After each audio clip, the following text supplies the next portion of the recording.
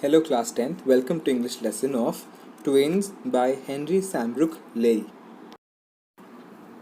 This poem by Henry Sambrook Leigh is a light-hearted poem that talks about the lives of two identically born twins. दो एक समान दिखने वाले जुड़वों की कहानी इसमें बताई है पोएट ने. And one of the twins feels that he is suffering because of the other. और दोनों में से एक भाई को क्या लगता है कि दूसरे भाई के कारण, क्योंकि वो सेम दिखते हैं, तो दूसरे जो काम करता है उसकी सज़ा इसे मिलती है, और जो भाई है उसे ये समानता इतनी कुछ पसंद नहीं है. It also talks about the physical appearance जो उनके सेम है, और उससे कैसे कैसे प्रॉब्लम्स आती है उस भाई के ज़िंदगी में. The poem is a very light-hearted and funny, humorous poem. It has 8 lines वाले 4 stanzas. मतलब it has 4 stanzas which have each 8 lines. Let's start reading the poem. In form and feature, face and limb, I grew so like my brother. Form and feature मतलब दिखने दिखाने में, और face and limb मतलब body के appearance में. I grew like my brother. मैं मेरे भाई समान इतना दिखता था that folks got taking me for him. कि लोगों को लगता था कि वो मैं हूँ और मैं वो है, and each for one another, और वो हम दोनों में कंफ्यूज हो जाते थे. It puzzled all our kith and कीन.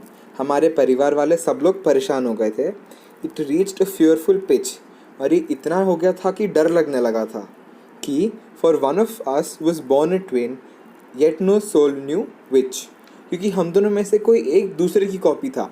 अब तुम्हारे सामने दो सेम चीज़ें रख दे तो तुम नहीं बता पाओगे ना कि कौन सा ओरिजिनल है और कौन सा कॉपी. वैसा उनके इसमें होता था कि दोनों में से कोई एक दूसरे का कॉपी था, बट किसी को नहीं पता था कौन सा ओरिजिनल है और कौन सा कॉपी है. इस स्टैंजा में देखेंगे तो काफ़ी सारे फिगर्स ऑफ स्पीच है. पहला देखते हैं form and feature face. F F F फ वाला साउंड रिपीट हो रहा है, तो ये है एलिटरेशन. अब यहाँ दूसरा फिगर ऑफ स्पीच है सिनेक्डिकी.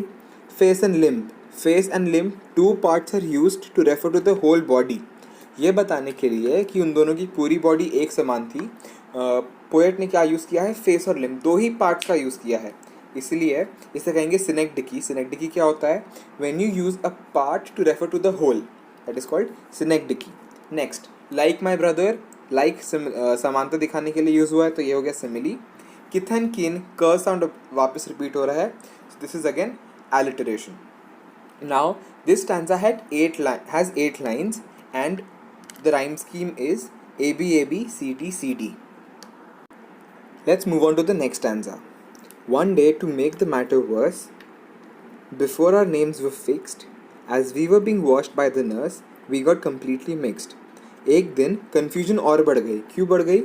हमारे नाम तो फिक्स नहीं हुए थे. हमारे before our names were fixed, जब हमारे नाम फिक्स होने के तब की बात है. We were being washed by the nurse. हमें नर्स नहला रही थी, और तब हम पूरे मिक्स हो गए. मिक्स हो गए मतलब नर्स को समझा नहीं कौन कौन है और कौन कौन है, इसलिए वो दोनों में कंफ्यूज हो गई. And thus as you see by fate's decree, or rather nurse's whim. और फिर नर्स ने क्या किया होगा, एक बच्चे के कपड़े दूसरे बच्चे को पहना दिए होंगे, और ऐसे करके दोनों मिक्स हो गए. या फिर ये फेट को चाहिए था. फेट मतलब भाग्य, जो लिखा हुआ है उसको चाहिए था, या फिर ये नर्स का पागलपन था. दोनों में से किसी एक कारण से my brother John got Christian me and I got Christian him. मेरा भाई जो जॉन था उसे मेरा नाम मिल गया. क्रिस्टियन होना मतलब नाम मिलना. उसे मेरा नाम मिल गया और मुझे उसका नाम मिल गया. इस स्टैंजा में हम देखें तो राइम स्कीम वापस वही है, A B C D C D. Let's move on to the next stanza. This fatal illness even dogged my footstep at school. Fatal illness मतलब जानलेवा समानता मेरा पीछा करती रही, कहाँ, स्कूल में भी. And I was always getting फ्लॉग्ड.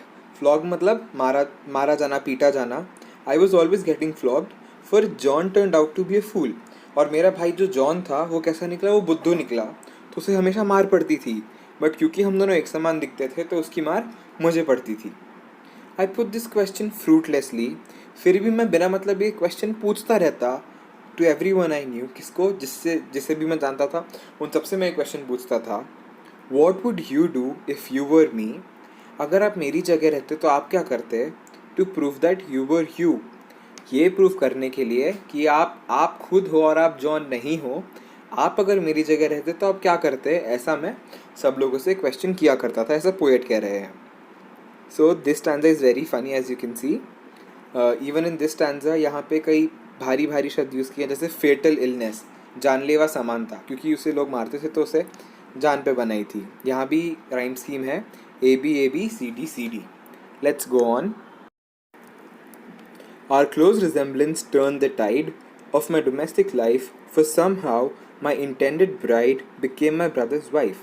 और साथ ही साथ turn the tide, इसका मतलब होता है ज़िंदगी बदल जाना, सिचुएशन बदल जाना। सिचुएशन कब बदल गई? डोमेस्टिक लाइफ की सिचुएशन बदल गई, निजी जीवन की सिचुएशन बदल गई, जब माई इंटेंडेड वाइफ, जिस लड़की से मुझे शादी करनी थी, वो क्या हो गया? She became my brother's wife, उसने जाके जॉन से शादी कर ली। In fact, year after year, the same absurd mistake went on. और साल बीतते गए बट लोग वही गलती करते रहे, मुझको जॉन समझते रहे, जॉन को मैं समझते रहे। And when I died, the neighbors came and buried brother John. और बहुत साल बाद क्या हुआ? जब मैं मर गया तो सारे के सारे पड़ोसी आए और उन्होंने किसको बैरी कर दिया? जॉन को बैरी कर दिया। अब यहाँ पे देखते हैं, यहाँ पे दो बहुत इम्पॉर्टेंट फिगर्स ऑफ स्पीच है। पहला है टर्न द टाइड और बेरीड ब्रदर। यहाँ पे सेम साउंड रिपीट हो रहा है, तो ये दोनों एग्जाम्पल है हैलिटरेशन के। और लास्ट टू लाइन्स में अगर आप देखेंगे तो पोएट ने कुछ बहुत ही ऐसा बोला है जो हो ही नहीं सकता, कि कोई कितना भी कुछ भी हो जाए, कितनी भी कन्फ्यूजन हो, लोग एक मरे हुए इंसान की जगह दूसरे को बरी नहीं कर सकते। इसलिए पोएट ने बड़ा चढ़ा के बात की है, तो इसे हम कहेंगे hyperbole. Even in this stanza the rhyme scheme is A B C D. Let's go on to the poetry appreciation part now. The title of the poem is The Twins. The poet is Henry Sambrook Leigh. The rhyme scheme, as we saw, is A B C D. Favorite lines तुम कुछ भी डाल सकते हो अपने पसंद से. I find this line very funny and interesting, so I've put this line here. Theme or central idea, you can put what I have put, that is, central idea of the poem is the physical resemblance shared by identical twins that can create confusion amongst other people. It shows the problems faced not only by twins themselves but families and friends in identifying them. The poem is particularly talking about one of the brothers who feels he's suffering because of resemblance. He feels he's getting unfairly treated and targeted because the other brother has turned out to be a fool. Poem is humorous in nature and talks about light-hearted comedy manner. Here I have forgotten to mention, but sixth point is figures of speech used in the poem. You can talk about hyperbole, alliteration, simile, synecdoche, all of these. Seventh point, special feature. You can talk about how the poem is a light-hearted poem, uses humor to emphasize main points, has 4 paragraphs, each of them 8 lines, and you can talk about the rhyme scheme here. And you can talk about the good number of figures of speech that the poet has used to convey the poem, to talk about the poem. Lastly, why do you like this poem? Because it is obviously light-hearted, funny, you're fascinated about the words, the world of the twins, and you know the poet has brought out a very different theme in this poem, and that's why you like the poem. Thank you.